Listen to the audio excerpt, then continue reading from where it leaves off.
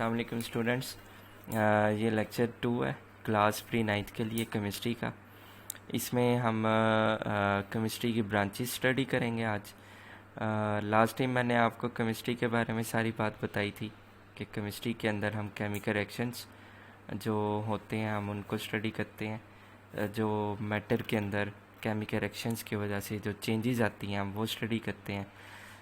आज हमने केमिस्ट्री के अंदर ब्रांचेस पढ़नी है। पहले आपने साइंस में ये ब्रांचेस पढ़ी थी, बायो, फिज़िक्स, केमिस्ट्री, मैथ्स, ये जो है उसके अंदर कंप्यूटर, उसके अंदर साइंस के अंदर आती हैं। आगे हम सब्जेक्ट के अंदर जब हम सब्जेक्ट वाइज हम इनको जब स्टडी करते हैं तो उसके अंदर साइंटिस्ट ने आगे इनकी मज़ीद ब्रांचेस बनाई हैं, जिसके अंदर रहते हुए हम स्पेसिफ़िक जो प्रॉपर्टीज़ होती हैं मैटर की वो हम स्टडी करते हैं।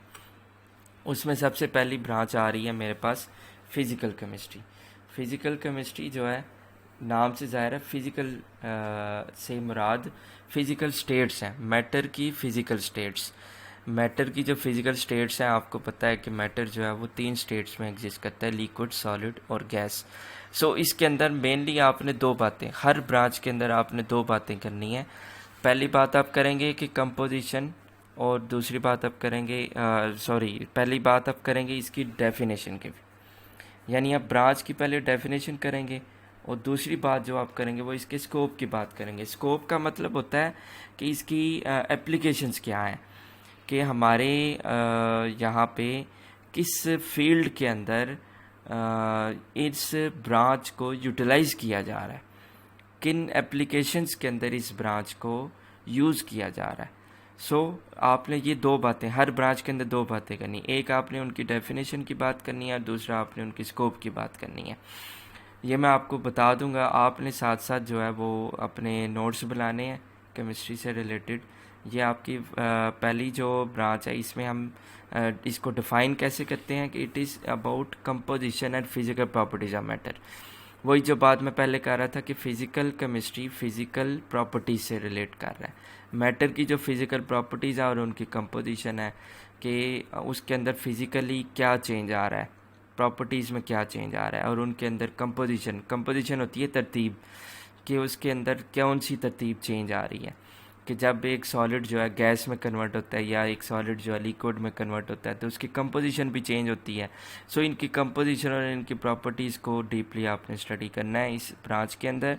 उसमें हम स्कोप में फिर वही बात जो मैंने यहाँ पे डिफ़ाइन किया, आपके सामने एक्सप्लेन की, वही बात वो यहाँ पे बता रहा है कि मालिक्यूल्स जब बनते हैं तो उनकी फॉर्मेशन कैसे होती है, गैसेस का बिहेवियर क्या होता है डिफरेंट टेम्परेचर के ऊपर, डिफरेंट प्रेशर के ऊपर, और किसी भी मैटर के ऊपर टेम्परेचर का क्या इफ़ेक्ट होता है या रेडिएशन का क्या इफ़ेक्ट होता है।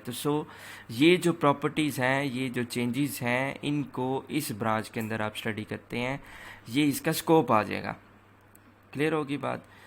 ये फ़िज़िकल केमिस्ट्री की डेफिनेशन और इसके स्कोप के बारे में मैंने बात की। दूसरी ब्रांच आ जाती है ऑर्गेनिक केमिस्ट्री। ऑर्गेनिक नाम से ज़ाहिर है, ऑर्गेनिक कंपाउंड्स होते हैं। ये ऑर्गेनिक कंपाउंड कौन से होते हैं? ये कोवलेंट कंपाउंड्स होते हैं, और ये सिर्फ 2 एलिमेंट्स इनमें शामिल होते हैं, कार्बन और हाइड्रोजन। कार्बन जो है इसको हम C से डिनोट करते हैं और हाइड्रोजन को हम H से डिनोट करते हैं। कार्बन और हाइड्रोजन, कार्बन C से डिनोट करते हैं, हाइड्रोजन H से डिनोट करते हैं। हाइड्रोजन वाटर में मौजूद होता है, कार्बन डाइऑक्साइड गैस में मौजूद होती हैं। कार्बन और हाइड्रोजन जो है उनसे बनने वाले जितने भी कोवलेंटली बॉन्डेड कंपाउंड्स होते हैं, यानी इन दोनों कार्बन और हाइड्रोजन के दरमियान जो बॉन्ड बनता है वो कोवलेंट बॉन्ड बनता है, इसलिए हम इनको कोवलेंट कंपाउंड्स का नाम देते हैं। और इन्हीं से आगे मज़ीद ब्रांचेस बनती हैं, यानी मज़ीद इनके आगे कंपोनेंट्स बनते हैं, वो डेरिवेटिव्स कहलाते हैं। इन के से बनने वाले जो भी कंपाउंड्स हैं उनकी स्टडी का नाम ऑर्गेनिक केमिस्ट्री है। अगर मैं इसकी स्कोप की यानी इसकी एप्लीकेशंस की बात करूं तो पेट्रोलियम इंडस्ट्री में पेट्रोल को हम एक्सट्रैक्ट करते हैं। डिफरेंट ऑयल रिफाइनरीज़ हैं जो कि पेट्रोलियम को रिफ़ाइन भी करती हैं। पेट्रोलियम से रिलेटेड कोई भी फील्ड है, कोई भी इंडस्ट्री है, उसको हम स्टडी करते हैं, इस ब्रांच के अंडर हम स्टडी करते हैं। पेट्रोकेमिकल्स हैं, यानी पेट्रोलियम से आगे पेट्रोकेमिकल्स बनाए जाते हैं बहुत सारे, फार्मास्यूटिकल इंडस्ट्रीज़ हैं। फार्मास्यूटिकल कौन सी इंडस्ट्रीज़ होती हैं? जो मेडिसिन से डील कर रही होती हैं। मेडिसिन को मैन्युफैक्चर करने वाली जो इंडस्ट्रीज़ हैं वो फार्मास्यूटिकल इंडस्ट्रीज़ में आ जाती हैं। और ये जो स्कोप इसका आ जाता है। इसी तरह इनऑर्गेनिक केमिस्ट्री है। इनऑर्गेनिक केमिस्ट्री जो है इसमें तमाम वो एलिमेंट्स आ जाते हैं जो कार्बन और हाइड्रोजन और उनके डेरिवेटिव के अलावा होते हैं।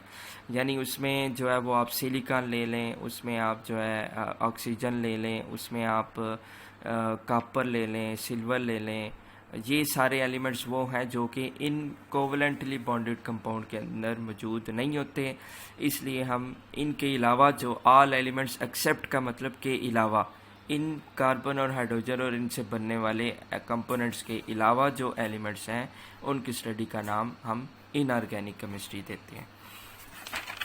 अब इसमें इसकी एप्लीकेशंस क्या हैं?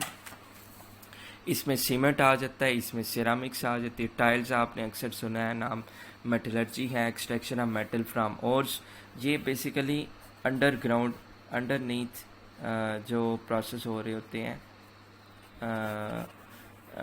अंडरनीथ हम एक्सट्रैक्ट कर रहे होते हैं, मेटल्स को एक्सट्रैक्ट कर रहे होते हैं बहुत, जहाँ पे रॉक्स मौजूद होती हैं और रॉक्स में मिनरल्स होते हैं। सबसे पहले मिनरल्स जो है ये इनके अंदर मेटल्स और नॉन मेटल्स का मिक्सचर होता है, वो उनमें से पहले ओर्स बनाई जाती हैं, उन ओर्स से फिर हम मेटल्स को एक्सट्रैक्ट करते हैं। इस सारे प्रोसेस को हम मेटलर्जी का नाम देते हैं। सो यहाँ पे आपका अलग से एक शॉर्ट क्वेश्चन बन जाता है, डिफाइन मेटलर्जी।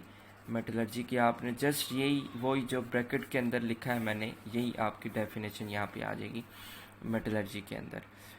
क्लियर हो गया? ये इसका एप्लीकेशंस आ जाती हैं। इस तरह आपके 3 शॉर्ट क्वेश्चन बन जाते हैं। Define inorganic chemistry with its scope, define organic chemistry with its scope and define physical chemistry with its scope. Book से अगर मैं आपको मार्क करके दूँ तो बुक से जो है फिजिकल केमिस्ट्री की डेफिनेशन जो है वो चेंजेस इन देम तक है, और बिहेवियर ऑफ गैसेस जो है ऑन मैटर तक, ये इसकी स्कोप आ जाता है। इसी तरह ऑर्गेनिक केमिस्ट्री जो है वो यहाँ तक डेरिवेटिव्स तक इसकी डेफिनेशन है, और ये जो है स्कोप आ जाता है। इसी तरह ये इनऑर्गेनिक केमिस्ट्री, इसकी ये डेफिनेशन जो है वो यहाँ तक है, और स्कोप जो है वो इसका इसी लाइन से लेके यहाँ तक आएगा। ये 3 शॉर्ट क्वेश्चन आपने लर्न करने हैं और अपनी नोटबुक बनाए केमिस्ट्री की, जहाँ पे आपने ये 3 शॉर्ट क्वेश्चन राइट करने हैं। बाकी इंशाल्लाह बाकी ब्रांचेस की नेक्स्ट लेक्चर में बात होगी। Thank you.